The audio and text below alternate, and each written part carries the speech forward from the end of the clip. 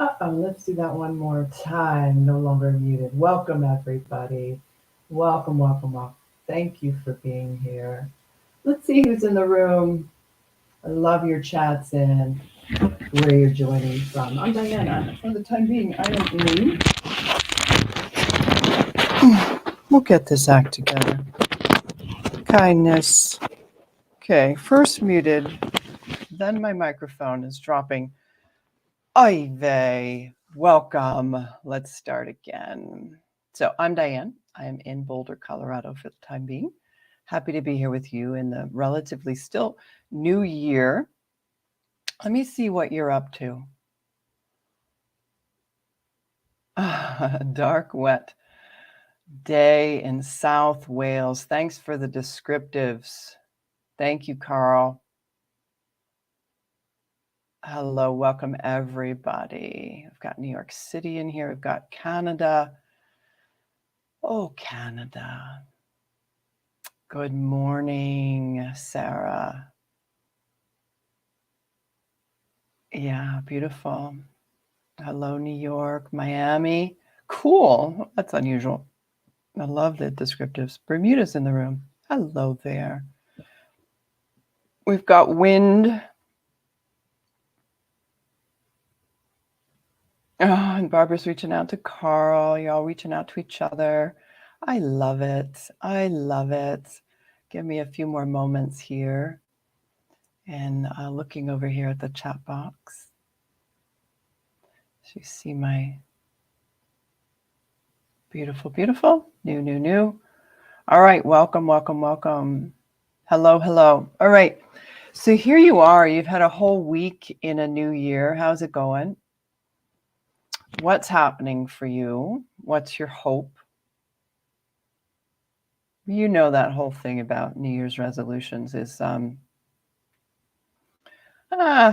of helpful. I mean, we can use the time when we have specific transitions in our society and in life in general, markers. There's great times, you know, when you talk about a habit change, of using those transitions of the newness to reignite things. But the deal is, how do we actually keep, you know, here I am talking about the center of healthy habits. How do we actually embed new habits? What are the habits that we want? And a New Year's resolution often falls off by the end of January, you know, all those subscriptions to, so what's called, to gyms, the excitement about it wears off. So a couple of things that I want to look at today, and then we're going to dive into our meditative practice, is what is your, well, name one thing that you're wanting, you know, that you would like to add to your life, if you want to call the habit a lifestyle, a way of being, and what domain is it covering? Is it the domain of the body? Are you needing something to support your bodily stability and health? Often those are the ones, right? Is it of the mind? Are you finding that you're being taken by the siloed information that's streaming too quickly and being caught, even though you'd prefer not to? Is it of the mind? Is it the lack of focus? Is it the wanting more focus? Is it of the heart? Is it something about connection to other people, of learning how to listen and to really care, and not just if they're part of your in-group, but in general?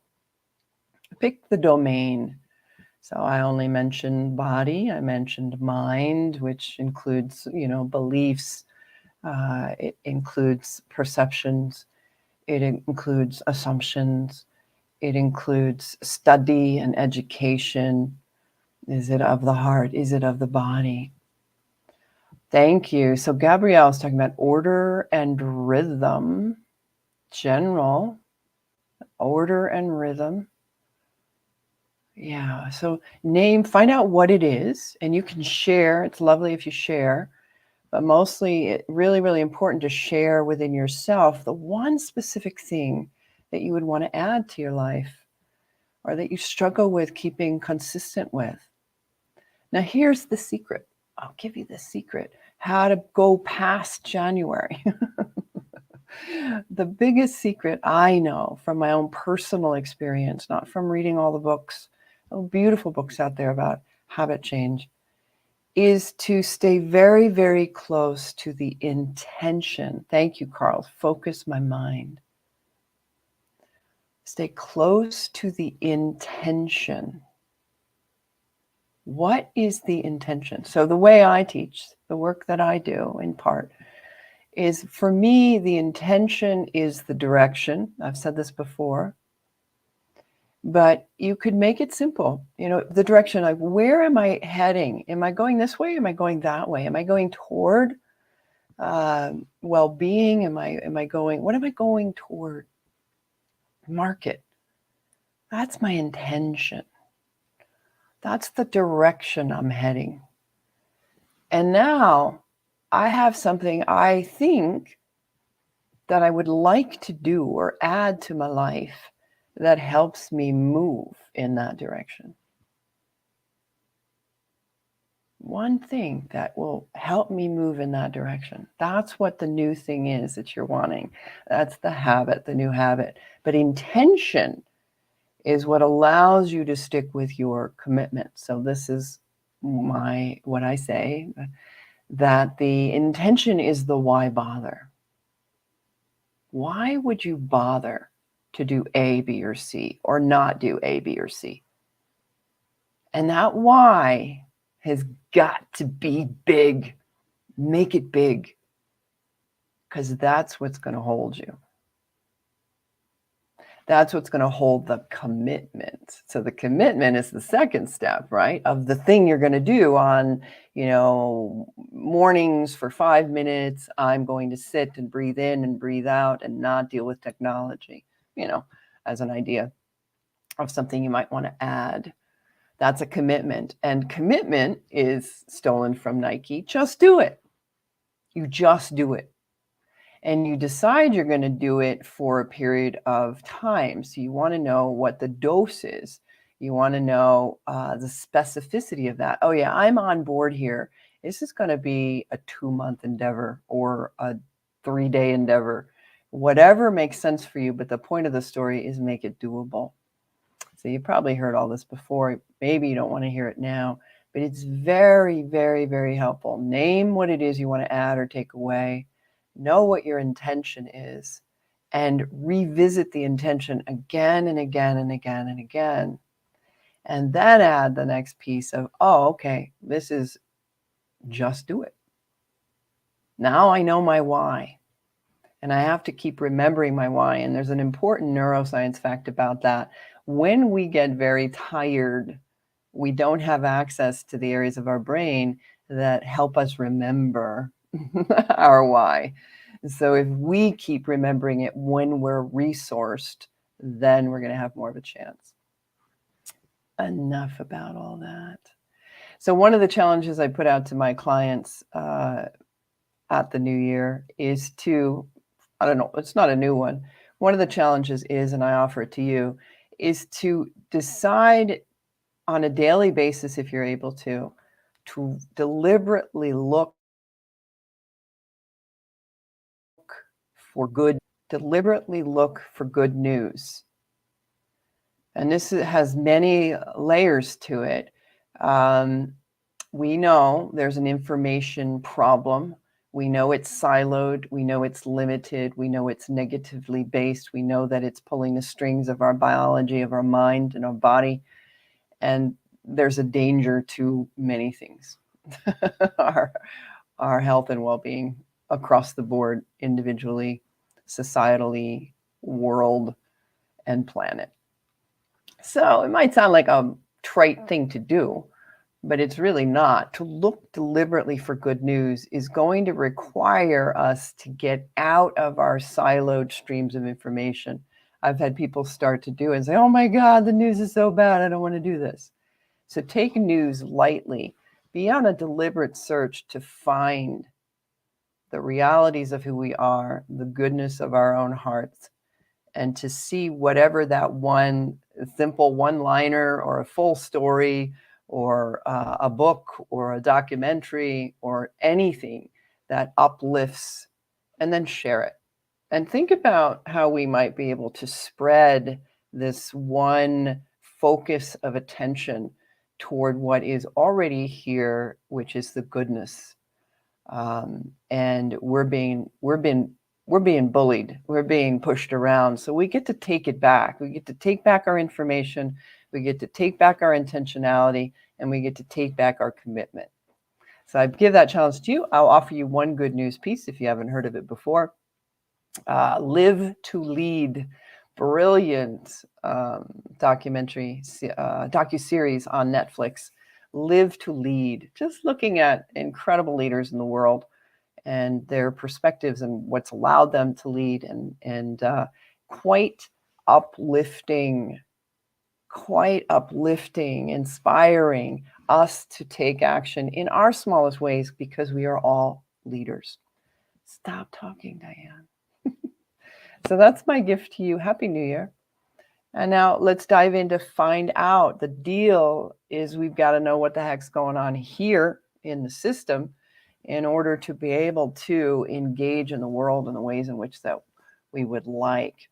So thank you for chatting in. Focus the mind. I want to be healthy as possible.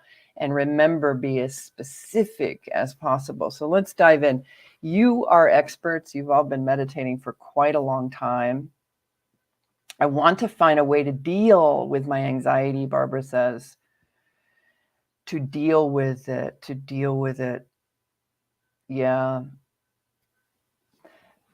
Don't get me going, Barbara. That is part of my expertise, stress and anxiety.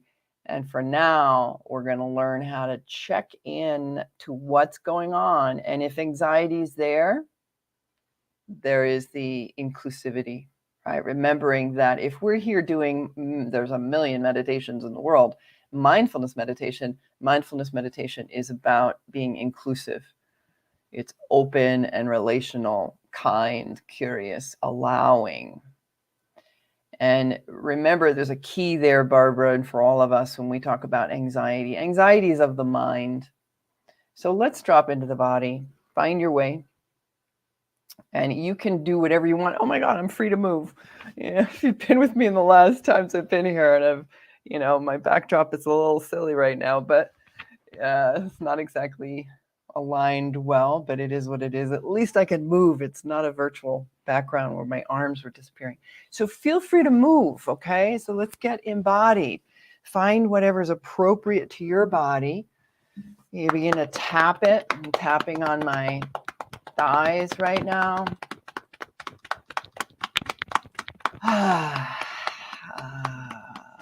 Let some sighs and groans and anything you want. Everything, movement right now. It doesn't have to be big, but everything in life is moving. It's opening and closing. And Barbara and everybody else, when you're talking about anxiety, it's when the movement has stopped, I think it was Fritz Perls who talked about how to go. Fear is excitement without the breath, or anxiety is excitement without the breath. So breath is movement. I'm just twisting my spine right now. It's quite amazing. Waking up the energy. You can tap into your feet. Move your fingers back and forth and tap on the body, the head.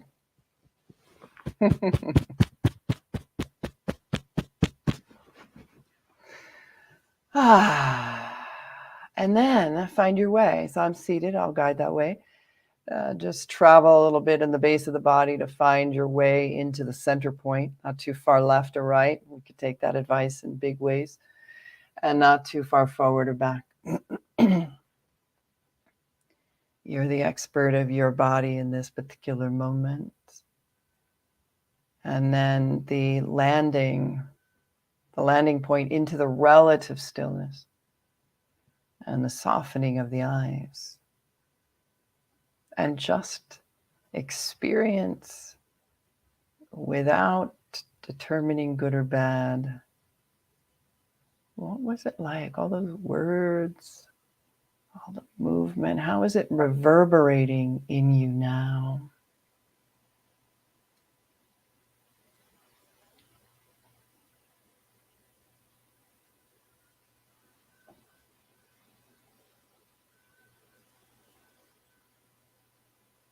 Settle the bones, really feel the weight of the body and feel the touch beneath you. Very specific.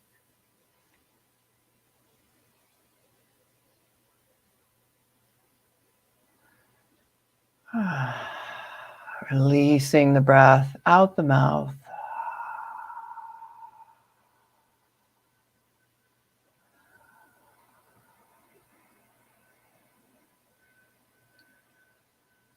Breathing in through the nostrils and really feeling it inside of you.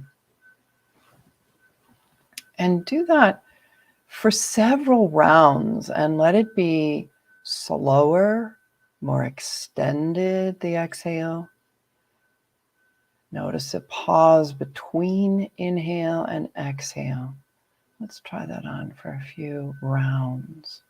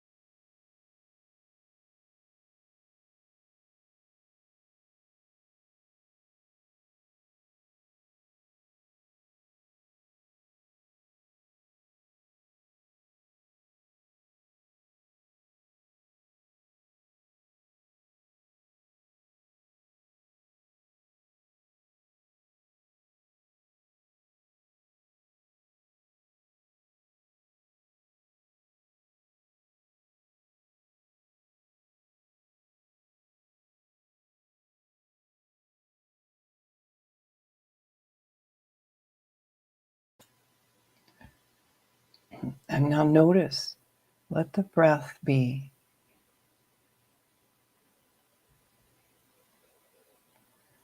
Allowing the shoulders to drop and the belly to soften.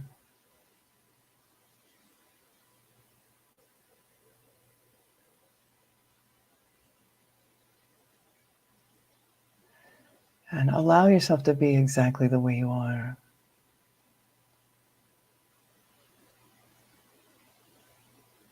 There's nothing that you're trying to make happen. Just give yourself a wonderful, kind, loving breath, and you don't have to get anywhere with it.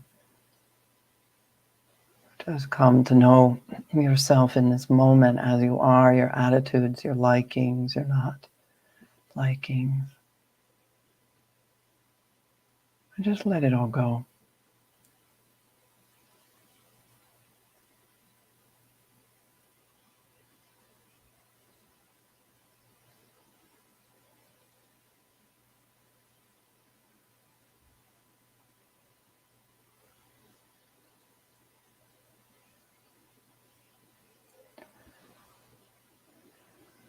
So what's true and real is this presence of body, no matter its condition. Just the mere fact of warmth, weight, the wind that's coming of breath, and that leaves you. Everything else is of the mind's confusion.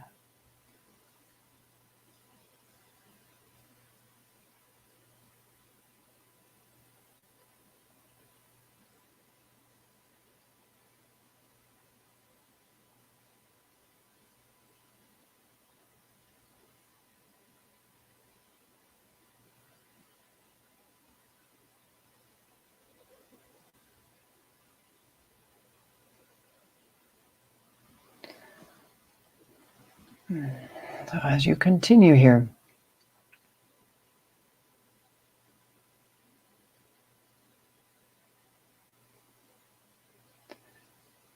be very curious about the opening and closing of your experience when it gets tight, when there's trying or you get caught up.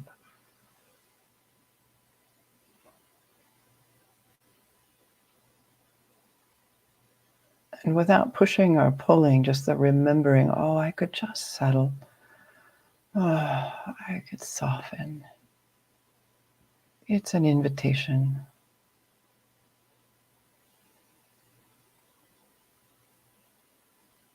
Sense the touch.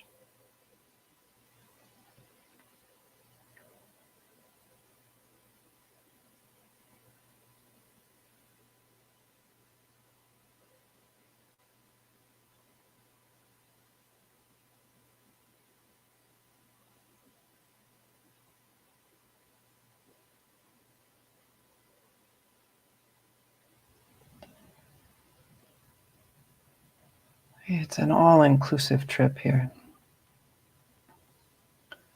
So if you call it anxiety or discomfort,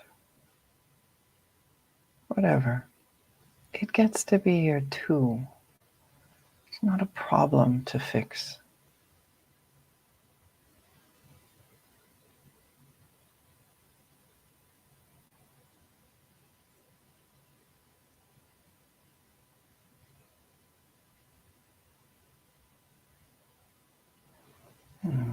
And if you wish, land in your heart a little bit more, the real physical heart. You can place your attention there.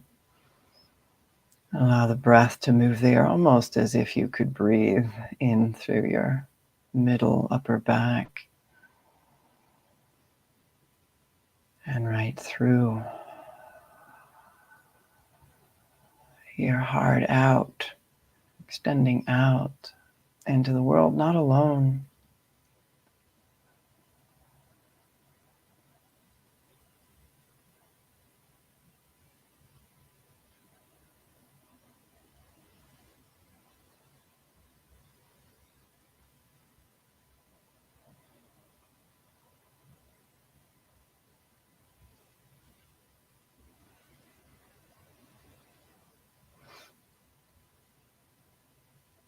And recall what it is that your wisdom tells you.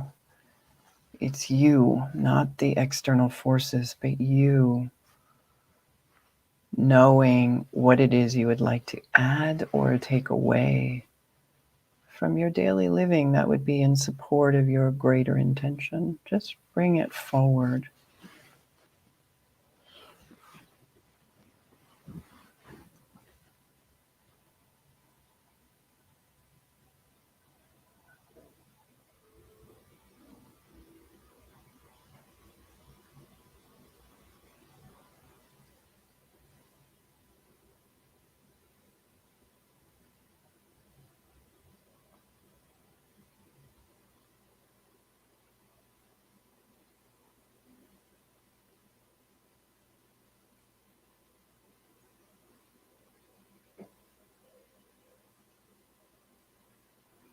and see it specifically.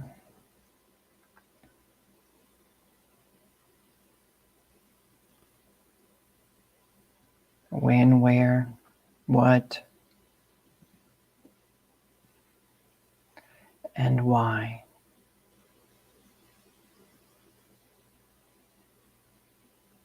And envision almost as if this has been part of your life consistently for a very long time, maybe the focus of mind or whatever else it is that you're wanting. And envision how you are now as a result of doing this for many, many years consistently.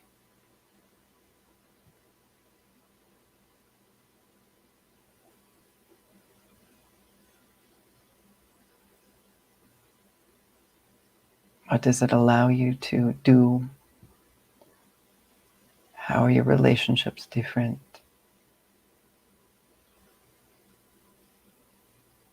Their sense of worth and confidence, vibrancy, energy.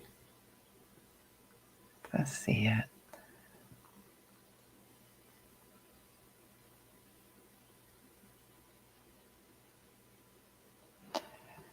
And here you are, right here in this present moment, in this whole body, heart, mind that knows what it needs.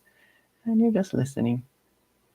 So listen to the next breath that moves you. Has kind of the sound of the oceans in it.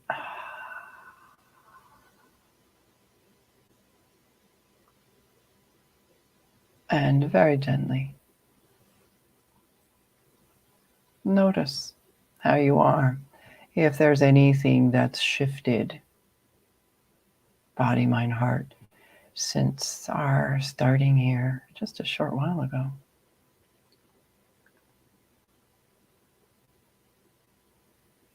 And engage. I really wish we could engage in each other's faces, because that is medicine. So I'm imagining you and welcoming you to yourself, to your life, to this new year, to all the difficulties around the world and in your own small world. The next drink of water that you take, be with it 100% is a way of gifting that sense of gratitude and presence to those that maybe don't have water right now. So you are very, very welcome. I encourage you to take a look at, if you're able to, the Live to Lead. I think it's quite inspiring and it might support your life. I'd love to hear how it goes. There's a quote that it's revolving around from Nelson Mandela. What counts in life is not the mere fact we have lived. It is what difference we have made to the lives of others that will determine the significance of the life we lead. So there's some magic in that yes, we need to care and tend here in order to move out. But remembering, if you're ever too caught up in too much pain, too much suffering, or not, or just hanging out, extend out and see how just a smile is a way of leading, of caring, of making a difference in someone else's life. I don't know if I should land on this one, and if you need to drop off, no worries. I'm a little bit over today. But one of the leaders is Greta Thunberg. Whatever you think of her or not doesn't matter. She's definitely led a consciousness about environmental justice and more. And her fierceness in the way in which she's made and the way her brain's made and how she conveys things in one of her speeches is, I don't want your hope. I want you to panic. I just love that. I don't want your hope. I want you to panic. And then I want you to act as if in a crisis, as if the house was on fire, because it is. Once we take action, then we find hope. pretty cool stuff. So don't be afraid if there's discomfort or anxiety. Yeah, maybe it's a big old made up story, or maybe there's something to take action on. Wishing you well. I'll see you back here soon again. Thanks for your patience with me today. I hope this was a benefit to you, and it extends beyond my life to your life, and then you spread the word of good news. All right, everybody. Thank you very much. Nice to be here with you. All right, see what you're up to here. Thanks, Carl. And firm up my why. I like that. I see a t-shirt. Hi, Julie. Nice to have you here. It's been a while. You're welcome. You're welcome. Bye, guys.